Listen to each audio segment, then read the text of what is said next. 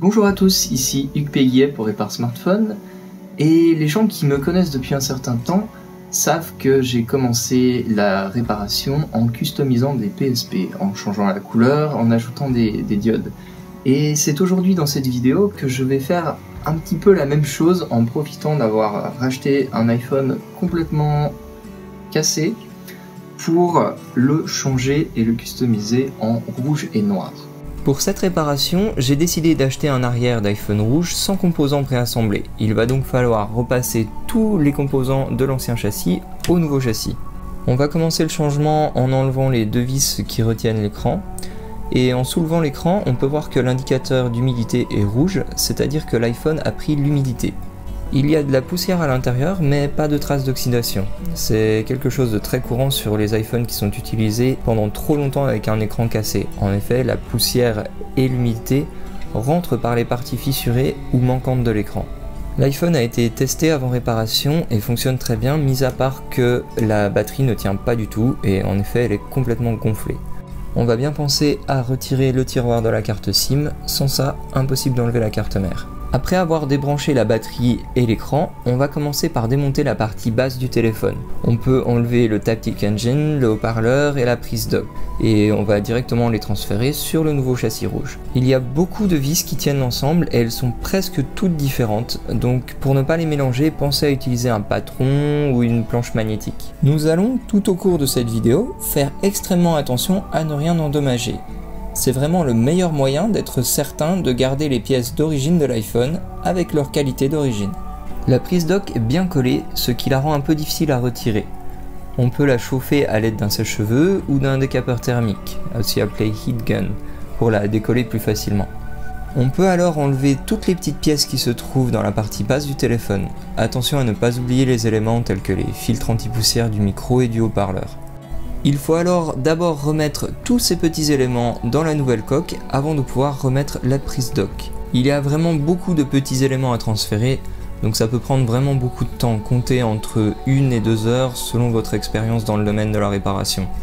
On remet ensuite la prise dock, puis le haut-parleur. Certains châssis sont vendus avec ces éléments déjà préassemblés, mais attention, ils sont très souvent mal posés dedans, contrefaits et de très mauvaise qualité. Donc du coup, ils ne tiendront pas très longtemps sur le long terme.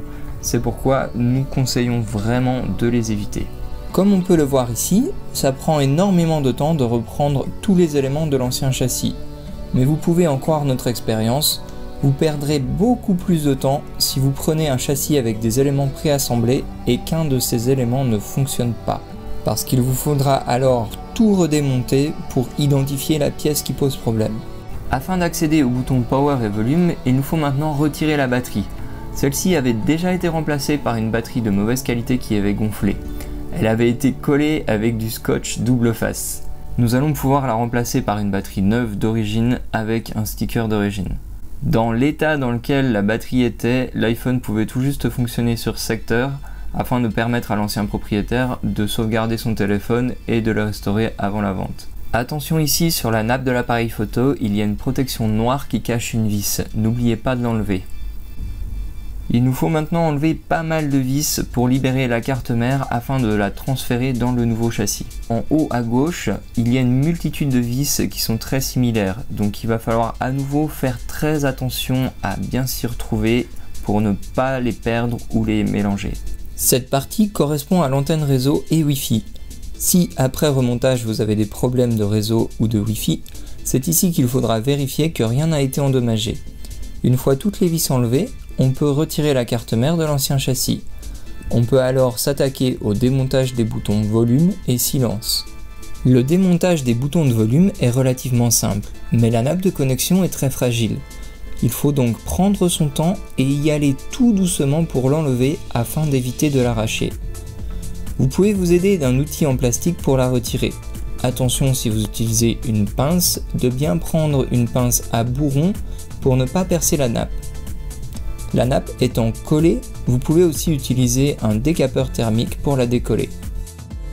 Les nouveaux boutons du châssis rouge ont déjà une petite pastille en métal qui vient derrière le bouton. Si elle n'y était pas, on serait obligé de la reprendre sur les anciens boutons.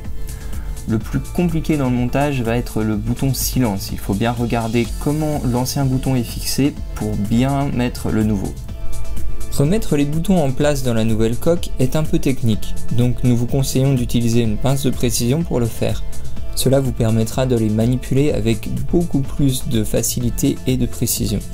Donc à ce moment, on peut déjà vérifier que les boutons cliquent bien, qu'on peut bien appuyer dessus et qu'on peut switcher le bouton silence en marche ou en arrêt. Une fois les boutons de volume et silence bien en place, on peut maintenant enlever les clips de maintien de l'écran pour les mettre au fur et à mesure dans le nouveau châssis. Ces clips sont très importants car ce sont ceux qui permettent à l'écran d'être correctement fixé quand on le referme. Chaque clip est maintenu par 2 vis. On voit bien qu'il y a vraiment une multitude de petits éléments, tous plus ou moins importants pour le bon fonctionnement de l'iPhone sur le long terme. Donc il faut être très précis, méthodique, bien organisé quand on fait ce genre d'opération. N'oublions pas aussi de transférer le petit mécanisme d'ouverture du tiroir SIM. Il nous faut maintenant retirer encore quelques vis pour libérer le flash de l'appareil photo ainsi que le bouton Power. Attention également en retirant la nappe du bouton Power, elle est elle aussi très fragile, mais elle se remet relativement facilement dans le nouveau châssis.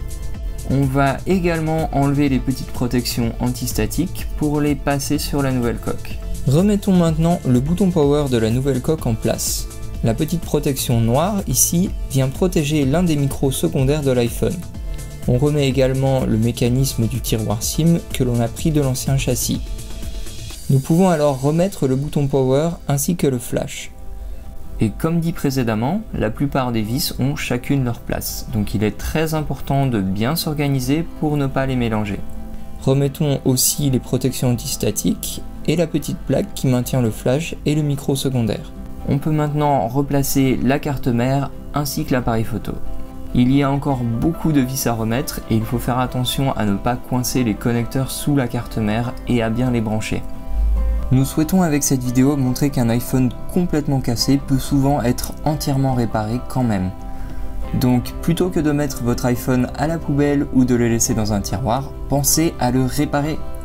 Attention ensuite à ce que toutes les nappes soient correctement branchées. La plupart des problèmes au remontage viennent de nappes mal branchées. Il nous faut maintenant remettre toutes les petites vis dans la zone de l'antenne Wi-Fi et réseau. Si vous vous êtes organisé correctement, avec un peu de patience, vous devriez vous y retrouver. Une fois les connecteurs bien rebranchés, on peut maintenant remettre la plaque métallique qui les maintient.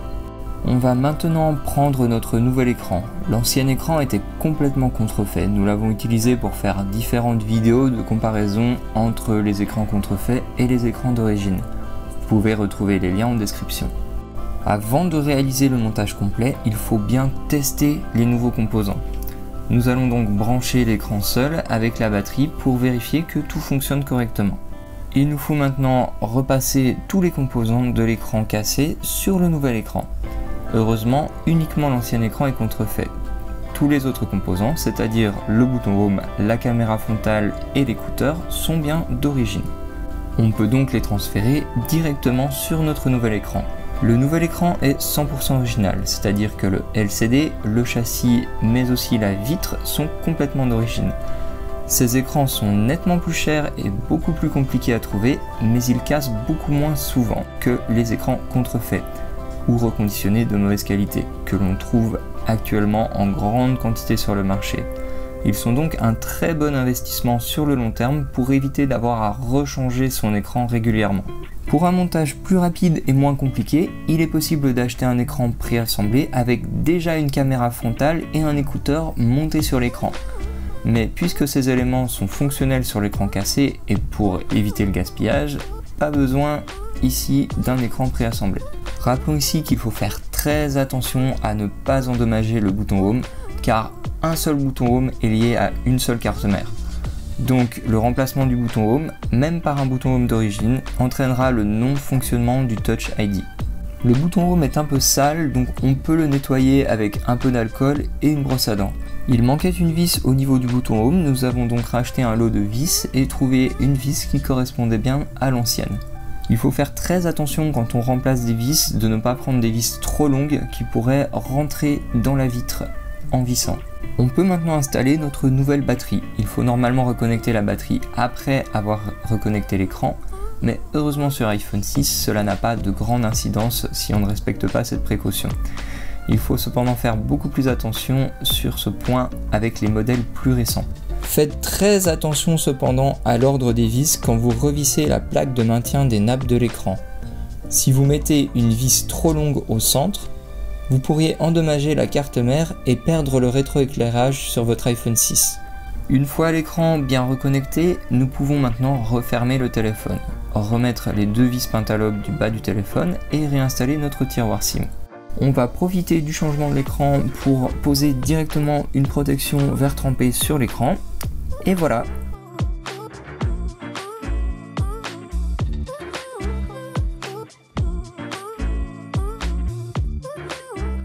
Nous avons maintenant un iPhone 6 rouge et noir.